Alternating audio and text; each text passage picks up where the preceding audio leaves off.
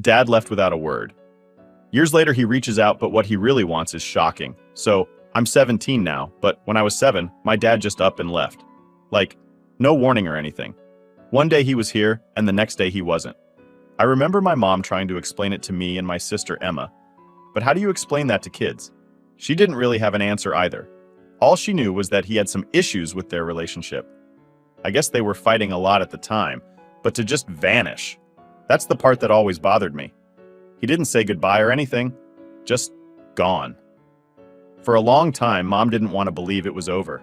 She would say stuff like, maybe he just needs time to figure things out, or he'll come back once he realizes what he's missing. And for a while, I think she actually believed it. She waited for 5 whole years before she finally filed for divorce. 5 years. I can't even imagine waiting that long for someone who didn't care enough to say goodbye. But that's the thing. He wasn't gone for her. I mean, physically, yeah, he wasn't around. But emotionally, it was like he never left. Mom was stuck on him, and so was Emma, my sister. Emma's 22 now, so she was 12 when he left. She remembered him way better than I did. She was always talking about him, asking Mom if she thought he'd come back. I think Emma felt like she had to keep the hope alive because if she didn't, it would be like admitting he didn't care about us. I'm not gonna lie though, I don't really remember him much. I mean, I remember some things, like little bits and pieces. He used to read me bedtime stories, stuff like that, but it's all pretty fuzzy. It's weird, right? Like, how do you just forget someone who's supposed to be your dad? But that's what happens when someone isn't around for so long. They kind of fade away. You don't even realize it's happening until one day you're trying to picture their face and nothing. Just a blank. Anyway, fast forward to last week, and suddenly, out of nowhere, my dad texts my mom. Yeah, after all these years, he just decides to text her like it's no big deal. Like, hey, I know I've been gone for, 10 years, but let's catch up. I couldn't believe it when Mom told us. She was sitting at the kitchen table with this weird look on her face, and I thought something bad happened, like maybe she lost her job or something. But no, it was him. He wants to meet up, she said, looking between me and Emma. He wants to see us. Emma was immediately excited. I could tell by the way her face lit up. She was already talking about how she always knew he'd come back, how she couldn't wait to see him again. I just sat there, kind of numb. I didn't really know how to react. It wasn't like I'd been sitting around waiting for him to show up. I'd moved on. Or at least, I thought I had. Mom asked us if we wanted to go. Emma was all in, no surprise there. But I hesitated. I didn't really want to see him, to be honest. What was the point? It wasn't like seeing him was going to magically fix anything. He left us. He chose to walk away and never look back, so why should I bother? But then, I thought about Mom and Emma. I didn't want to be the one who ruined it for them.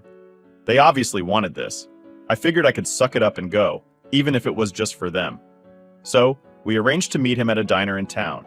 Real casual, nothing fancy. I didn't even bother dressing up or anything. I just threw on a hoodie and jeans because, honestly, I didn't care how I looked. I didn't care about impressing him. The day of the meetup, Emma was a nervous wreck. She kept fixing her hair and asking if she looked okay.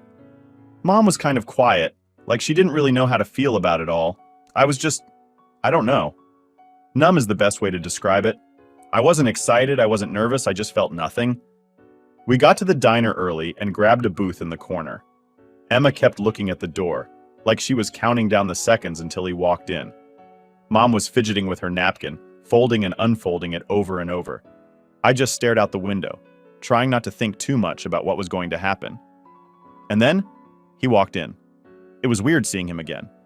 He looked older, obviously, but it was still him. Same face, same eyes. For a second, I thought maybe I'd feel something, like some kind of rush of emotions or whatever. But nope, nothing. It was like seeing a stranger. Mom and Emma immediately burst into tears. They stood up and hugged him like he'd been gone for a week, not 10 years. He hugged them back, and I could see tears in his eyes too. Then he looked at me. I stayed seated, not really knowing what to do. He came over and sat down across from me, smiling like we were old friends or something. "Katie," he said, "I've missed you so much." I just stared at him. What was I supposed to say to that? I didn't remember him. I didn't miss him. It felt like he was talking to someone else, not me. "Don't you miss your dad?" he asked, looking a little hurt. And that's when I just blurted it out. "Honestly, I don't remember you." His face dropped. It was like he didn't know what to say. I think he expected me to run into his arms or something, like in the movies, but that wasn't going to happen. He left me when I was 7. I didn't know him anymore. The rest of the meetup was super awkward. He kept trying to make conversation, but it was clear he was shaken by what I said. I wasn't trying to be mean, I was just being honest. But I guess honesty isn't always what people want to hear. Eventually, he said he had to go, claiming he had work or something. I didn't buy it. He just didn't want to be there anymore. And honestly, I didn't care. I didn't want to be there either. When he left, I thought that would be the end of it, but oh no. Mom and Emma turned on me the second we got home. "How could you say that to him?" Mom snapped. "Do you know how much this meant to your sister?" Emma didn't say much, but I could tell she was upset. She had been waiting so long for this moment, and I guess I ruined it for her. But what did they expect me to do? Pretend like everything was fine, like he hadn't abandoned us. So, after we got back from meeting Dad at the diner, things immediately took a turn. I thought maybe, just maybe, my mom and Emma would understand where I was coming from. Like, I wasn't trying to be rude or anything, but I didn't see the point in pretending everything was fine. It wasn't fine. Not for me, at least. But instead of them seeing it my way, they went off on me the moment we walked through the door. I wasn't even fully inside the house before Mom started in. She turned around, looking at me like I'd done something unforgivable. "How could you say that to him, Katie?" she snapped, her voice all tight like she was trying not to scream. "Do you have any idea what that did to him? Or your sister?" I just stood there, not sure how to respond. Part of me wanted to apologize, but the other part, the bigger part, didn't. Why should I say sorry for telling the truth? I wasn't trying to hurt anyone's feelings, but I also wasn't going to pretend like I'd been missing him all these years. He was gone. It was that simple. Emma stayed quiet, which somehow made it worse. She wasn't usually the quiet type, and seeing her sitting there on the couch, all sad and quiet, was making me feel guilty, even though I didn't think I'd done anything wrong. "I didn't say anything that wasn't true," I finally said, my voice quieter than I wanted it to be. "I don't remember him. That's not my fault." Mom just shook her head, like she couldn't even believe what she was hearing. "Katie, you could have at least tried. Emma has been waiting for this for years, and you ruined it. He came back and you ruined it." That last part stung. I wasn't trying to ruin anything. In fact, I went to that stupid diner for them, not for me. But they were acting like I was the bad guy, like I'd messed everything up on purpose. Emma still wasn't saying anything, and that just made me more frustrated. She was clearly upset, but instead of saying something, she just stared at the floor like it was the most interesting thing in the world. I knew she was disappointed. She had been talking about Dad nonstop since he reached out, saying how much she missed him, and how this was the chance we'd been waiting for. But I wasn't waiting for him. Not like she was. I'd made peace with him being gone a long time ago. "I didn't ruin anything," I said, a little more firmly this time. "I didn't even want to go, but I did it for you two. And I'm sorry, but I'm not going to lie.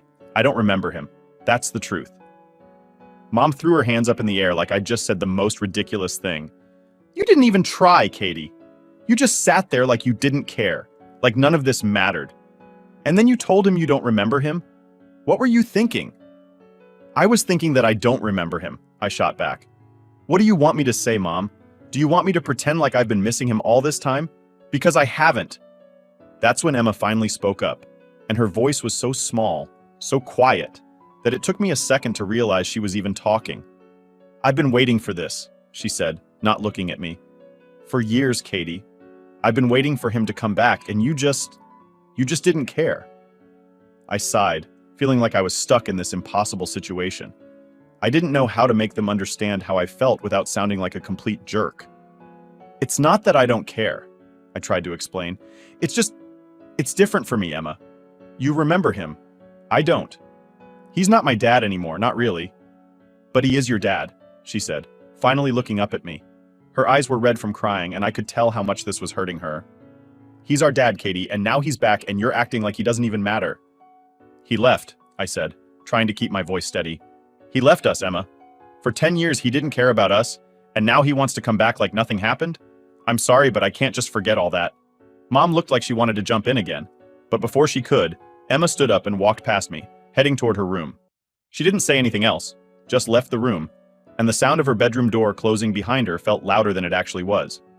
I stood there, feeling awkward and guilty and frustrated all at once. I didn't know what to say to make things better, and part of me wasn't even sure I wanted to make things better. This wasn't my fault. It wasn't my fault that he left, and it wasn't my fault that they couldn't see that. But of course, Mom wasn't done. She turned to me, her eyes hard, and said, "You need to fix this, Katie. You need to talk to your father and apologize for what you said." I blinked, not believing what I was hearing. Apologize? For what? For telling the truth? For being selfish, she snapped. This wasn't just about you, Katie. This was about your sister, about your family. And you ruined it because you couldn't let go of your pride. That was it. I was done. Pride? Are you serious right now? I didn't ruin anything. He's the one who left, not me. And now you expect me to just, what, welcome him back with open arms? No, that's not happening.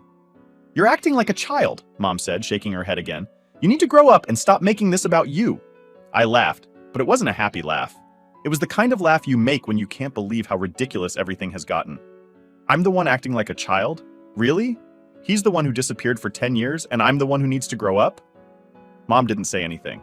She just stood there, glaring at me like I was the biggest disappointment in the world. After a few seconds, she turned and walked away, leaving me standing there in the middle of the living room, feeling like I was the only one who saw things for what they really were. I wanted to scream, or cry, or maybe both, but I didn't do either. I just stood there, staring at the spot where Mom had been, wondering how things had gotten so messed up. I didn't ruin anything. I knew that. But somehow, I was the one getting blamed for everything. It wasn't fair, but what else was new? So, after the whole blow-up between me, Mom, and Emma, things at home got super awkward. Like no one was talking to each other, and when they did, it was either short or filled with tension. I honestly thought maybe things would cool down after a couple of days, that they'd stop being mad at me for not pretending to be all happy about Dad coming back. But I was wrong. The weird silence just kept dragging on, and it was starting to drive me nuts. Then a few days later, Mom sat me and Emma down at the kitchen table. I could tell something was up because she had that serious mom face on, the one she used to wear when we were kids, and we were in trouble for something. I was just sitting there, waiting for her to say whatever it was, trying not to roll my eyes because I knew this was going to be another lecture about how I ruined everything. But it wasn't. "Your dad, he's sick," she said, looking at both of us, but mainly at me. Her voice was calm, but I could tell by the way her hands were gripping the edge of the table that she was nervous. Emma's eyes went wide, and she immediately asked, "What do you mean sick? Like, how bad is it?" Mom took a deep breath, and that's when I knew this wasn't just some cold or whatever. "His kidneys are failing," she explained. "He's been on dialysis for a while now, but it's not enough. He needs a transplant." I blinked, trying to process what she was saying. I could feel the room getting smaller and my stomach twisted up in knots. So this is what it was about. This is why Dad came back. Not because he missed us, not because he wanted to make up for the years he left us hanging. No, he came back because he needed something. He needed me. Emma was already halfway through her question before I could even wrap my head around everything. "Can we help him? Is there something we can do?" Mom nodded, and I saw her glance at me again. "Emma's already been tested," she said softly, almost like she was afraid to say it out loud. "But she's not a match." I felt my heart drop. I already knew what was coming next. I knew where this was going, but I didn't want to hear it. I didn't want to be part of this. "And you want me to get tested?" I asked, even though I already knew the answer. Mom nodded again. "Yes. There's a chance you might be a match, Katie. We need to know." Emma turned to me, her eyes filled with hope. "If you're a match, you could save him. You could save Dad." And just like that, it hit me. That was the whole reason behind this reunion, behind everything. He didn't come back because he missed us, or because he suddenly cared about being a father. He came back because he needed a kidney, and now, I was supposed to be the one to fix everything. I didn't say anything for a long time. I couldn't. My brain was spinning in circles, trying to figure out how I felt about all of this. On one hand, I knew it wasn't Emma's fault or even Mom's. They genuinely wanted Dad back in their lives, and I knew they were just as caught up in this as I was. But on the other hand, I couldn't shake the feeling that I was being used, like I was some kind of backup plan for a guy who didn't bother to stick around when we needed him the most. "Do you expect me to just give him my kidney?" I asked finally, my voice sounding hollow even to me. "He walked out on us, Mom. He didn't care about us for years, and now he's back because he needs something? And you expect me to just go along with it?" Emma jumped in before Mom could respond. "Katie, he's still our dad. I get that you're mad at him, but this is serious. If you're a match, you could save his life." I looked at her. trying to figure out how she could just brush everything aside like that. Like the last 10 years didn't happen, like him abandoning us didn't leave scars that still hadn't healed. But why should I asked, more to myself than to them. Why should I give him anything when he gave us nothing? Mom sighed, and for a second I thought she might actually see things from my side. But of course that didn't happen. I know it's hard, she said, leaning forward, trying to sound all understanding. I know you're angry, and you have every right to be, but this isn't about the past anymore. This is about your father's life. If you can help him, then you should. I couldn't believe what I was hearing. Should? I echoed, feeling my anger start to rise. I should help him? Why? Because he's my father? He gave up that right when he left us, Mom. He doesn't deserve this from me. Emma looked like she was on the verge of tears, and I could tell she wanted to say something, but I didn't care anymore.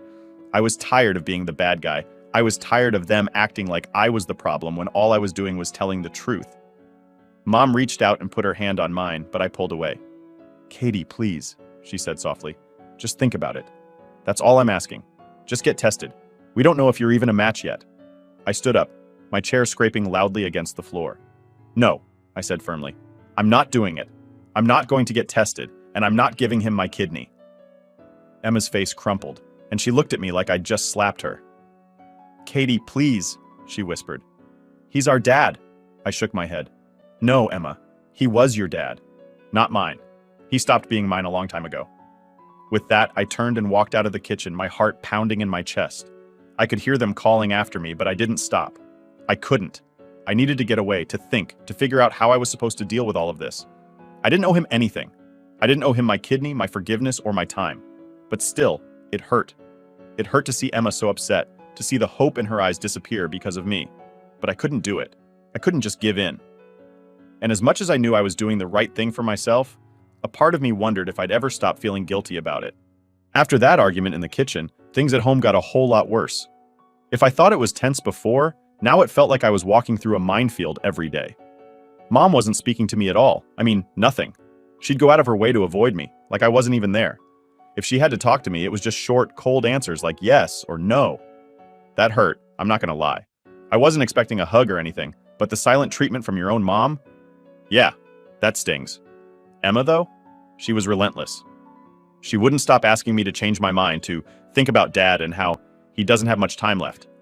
Every time she'd start up, I'd tell her the same thing. I wasn't going to do it. I wasn't going to get tested. But it didn't matter.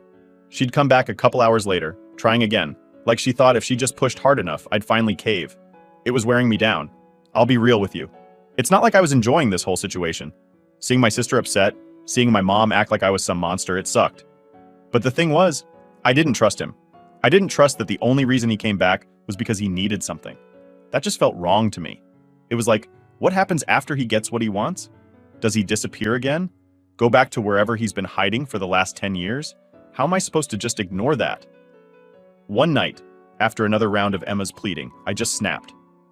Why are you so set on this? I asked, my voice louder than I meant it to be. Why are you the one acting like he's some hero that we need to save? He left us, Emma. He didn't care about us for a decade, and now because he needs a kidney, he's back? How's that okay with you? Emma looked at me and I could see the tears welling up in her eyes again. I hated making her cry, but I couldn't keep this bottled up anymore. Because he's still our dad, Katie, she said, her voice shaky. I know he left. I know he hurt us, but he's still our dad. He's sick, and if you can help him, why wouldn't you? I threw my hands up in frustration. Because it's not that simple. I don't owe him anything. Just because he's sick doesn't erase everything he did to us. Emma wiped at her eyes, sniffing. But don't you want to be the bigger person? Don't you want to give him another chance? That hit a nerve. Why is it always on me to be the bigger person? I shot back. Why do I have to be the one to forgive and forget? What about him, Emma? What has he done to make this right? She didn't have an answer to that. She just shook her head and walked away, mumbling something about how I was being selfish. And that's how it always went. Every time we talked, it ended the same way. Me standing there trying to explain why I couldn't do it, and Emma looking at me like I was the worst person in the world. Things didn't get any better with Mom either. I overheard her on the phone one day talking to one of her friends, saying how disappointed she was in me. I never thought Katie would be this cold, she said, like I wasn't in the next room hearing every word. How could she turn her back on her own father like that? I wanted to scream. I wanted to march in there and ask her where this sudden loyalty to Dad was coming from. Where was this when he left us? Where was this when she was crying herself to sleep at night, wondering why he didn't love us enough to stay? But I didn't say anything. I just went back to my room and tried to block it all out. The worst part? The guilt. No matter how much I stood my ground, that little voice in the back of my head kept nagging at me, making me question if I was doing the right thing. What if Emma and Mom were right? What if I was being selfish? What if I was making a huge mistake? It was like this constant weight on my shoulders, and I couldn't shake it no matter how hard I tried. One night, when I couldn't sleep, I found myself scrolling through my phone, reading all these articles and stories about organ donation. There were so many stories about people who had saved their family members' lives, and how they said it was the best decision they'd ever made. I could feel the pressure building as I read them, like I was supposed to feel inspired, like I was supposed to suddenly have this change of heart and rush out to get tested. But every time I tried to picture myself doing it, I just couldn't. It didn't feel right. It wasn't about being selfish. It was about knowing where I stood, knowing what I was willing to give. And this was something I couldn't give, not to him. The next morning, Emma tried again. She sat at the kitchen table with me, holding her coffee, looking at me with those sad eyes of hers. "I know you're scared, Katie," she said softly. "I know this is a lot to ask, but you have to understand. This is his life. This is Dad's life we're talking about." I put down my spoon and sighed, rubbing my temples. "I'm not scared, Emma. I'm angry. I'm angry that he thinks he can just show up and ask for something like this, after everything he's done. It's not fair." She reached out and grabbed my hand. "I get it, I really do. But sometimes it's not about what's fair. Sometimes it's about doing what's right." I pulled my hand back and shook my head. "No, doing what's right is about standing up for yourself too. And I'm not going to let him use me like this. I'm not getting tested, and that's final." She looked down at her coffee, her shoulders slumping in defeat. I don't want to lose him again," she whispered. Her words hung in the air, and for a moment I didn't know what to say. I knew she missed him. I knew she wanted her dad back. But the thing was, the dad she wanted didn't exist anymore. He was gone the day he left us, and nothing was going to bring him back. "I'm sorry, Emma," I said quietly, "but I can't do it." She didn't say anything after that. She just sat there, staring at her coffee, and I could feel the distance between us growing wider with every second that passed. After that last conversation with Emma, things just got quieter around the house. Not the peaceful kind of quiet, though. It was more like this heavy silence, like everyone was tiptoeing around each other, waiting for the next explosion. Mom was still giving me the cold shoulder, and Emma wasn't crying anymore, but she'd look at me with this sad, disappointed expression that honestly hurt way more than if she had just yelled at me. It felt like I was walking around with this giant weight on my chest all the time. I didn't feel comfortable in my own house anymore. I'd avoid being in the same room as them for too long, mostly sticking to my bedroom or leaving the house just to get some air. Even just sitting in the living room felt awkward, like I didn't belong there. And then it all came to a head one evening. It was late, probably around 9 p.m., and I was in my room minding my own business, when I heard Mom's voice downstairs. She was on the phone, and she wasn't bothering to keep her voice down. I couldn't make out everything she was saying, but I heard bits and pieces that made my stomach drop. Stuff like, "I don't know what's wrong with her," and "She's not the same kid I raised." I tried to tune it out, but it was impossible. Every word she said felt like a stab in the gut. It wasn't just disappointment in her voice, it was frustration. Like she was genuinely angry with me for not doing what she wanted. And for the first time, it really hit me how deep this whole thing had gone. It wasn't just a disagreement anymore. They were really truly upset with me, and I didn't know if that was something we could ever fix. I stayed in my room, hoping the phone call would end soon. But instead, things got worse. About 10 minutes later, I heard Mom call for me from downstairs. "Katie, can you come here for a second?" I froze. I had a bad feeling about this. Normally, I would have just gone down and dealt with it, but something about her voice made me hesitate.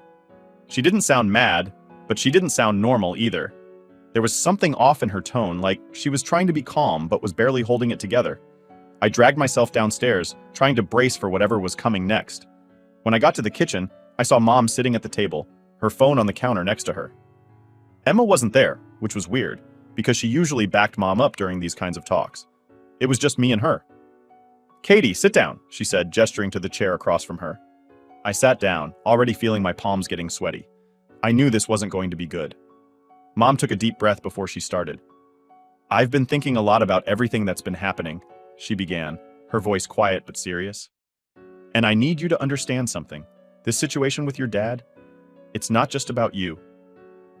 I nodded, but I didn't say anything. I didn't trust myself to speak yet. "It's not just about your feelings," she continued. "I know you're hurt. I know you're angry, but this is bigger than that. Your dad is dying, Katie. He doesn't have time for grudges." Her words hit me like a brick. It was the first time she had said it so plainly. Dying. There it was, laid out in front of me with no sugarcoating. And as much as I had tried to keep my guard up, those words made me flinch. "I get that you're upset," Mom went on, her eyes locked on mine. "I get that, but we can't afford to be selfish right now. We can't afford to hold on to the past when someone's life is at stake. Your sister and I, we're doing everything we can to make this right, and we need you to be a part of that." I could feel my heart pounding in my chest, my hands clenching into fists on my lap. "I'm not being selfish," I said, my voice barely more than a whisper. I can't do this, Mom. I can't be the one to fix everything." Mom sighed, rubbing her temples like she was trying to keep calm. "This isn't about fixing everything, Katie. It's about giving him a chance. Giving us all a chance. Your sister's been through hell with this, and so have I. We've lost so much time already, and now we're running out of it." I swallowed hard, trying to fight back the frustration that was building up again. "Why is it always on me, though?" I asked, my voice shaking a little. "Why do I have to be the one to do this? I didn't ask for any of this." "I know," Mom said, and for a second I saw something soften in her expression. "I know you didn't ask for this, but sometimes we don't get to choose what we're asked to do. Sometimes life just happens, and right now, you have the power to save him." I shook my head, tears starting to well up in my eyes. "But he didn't care about us for years, Mom. Why does that not matter to you? Why doesn't it matter that he walked out and left us to pick up the pieces?" "It does matter," she said, her voice cracking just a little. "It matters more than you know. But holding on to that anger won't change anything. It won't bring back the time we lost. The only thing we can do now is move forward." There was a long pause as we both sat there, the weight of her words hanging between us. I didn't know what to say anymore.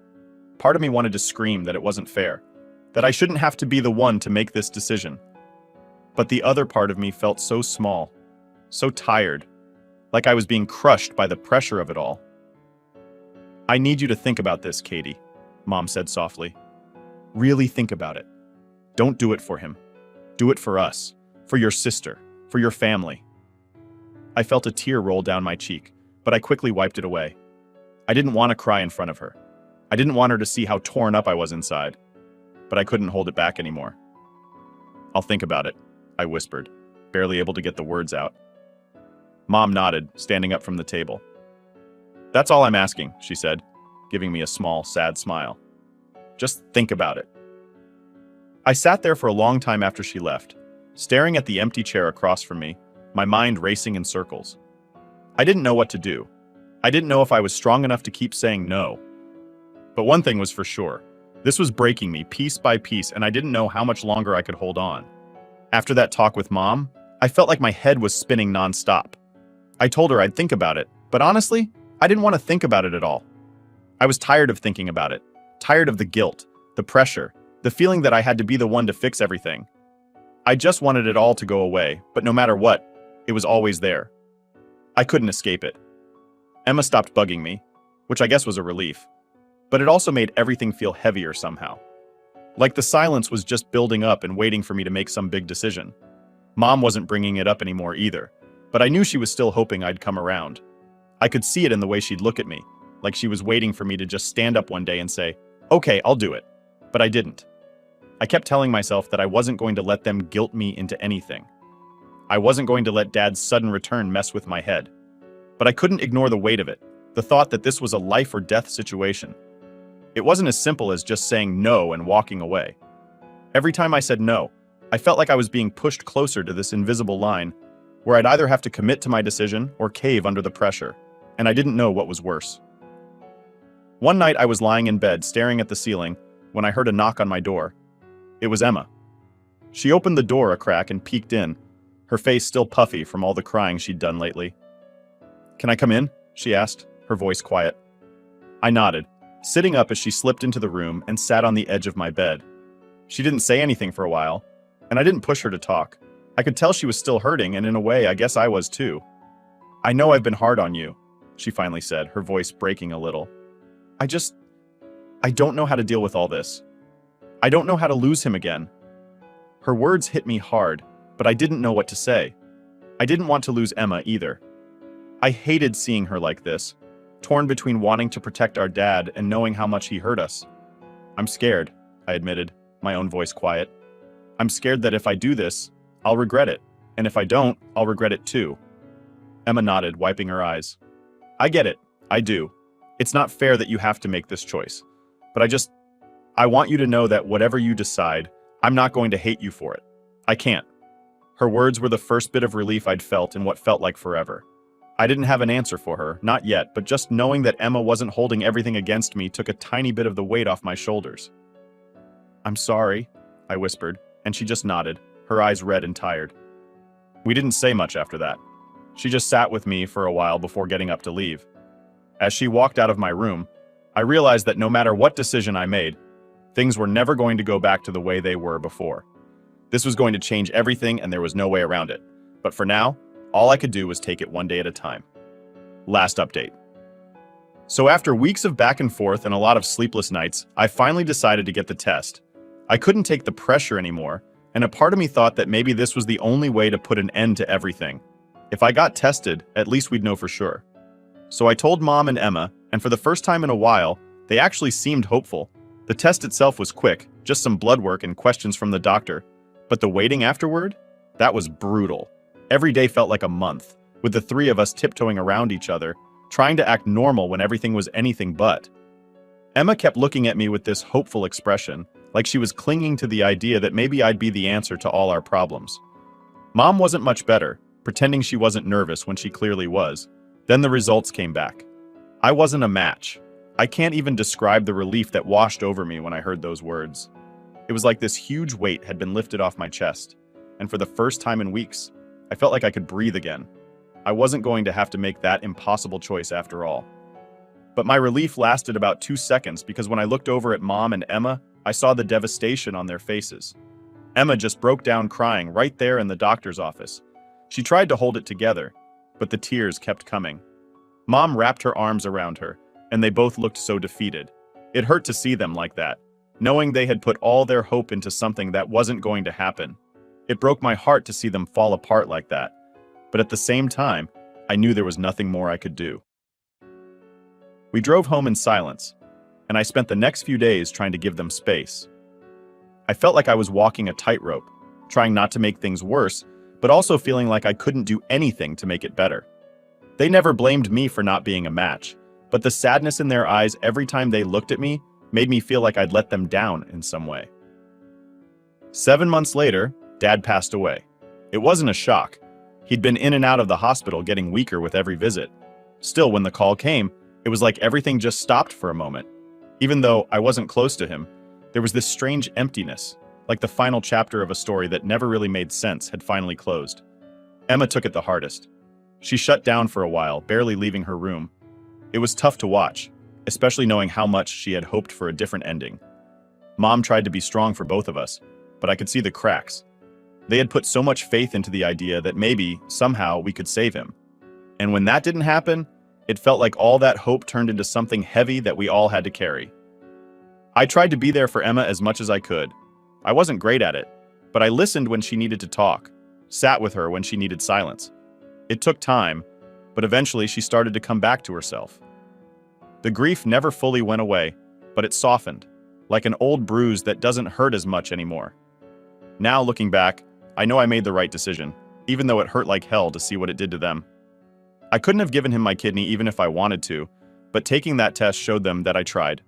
It showed them that I was willing to do what I could, and that's all I could offer. They can't blame me for how things turned out, and I can't blame myself either. And as for Emma, she's doing better now. She's starting to smile again, and it's not as forced as it used to be. We're all still figuring out how to move forward, but for the first time in a long time, it feels like we might actually be able to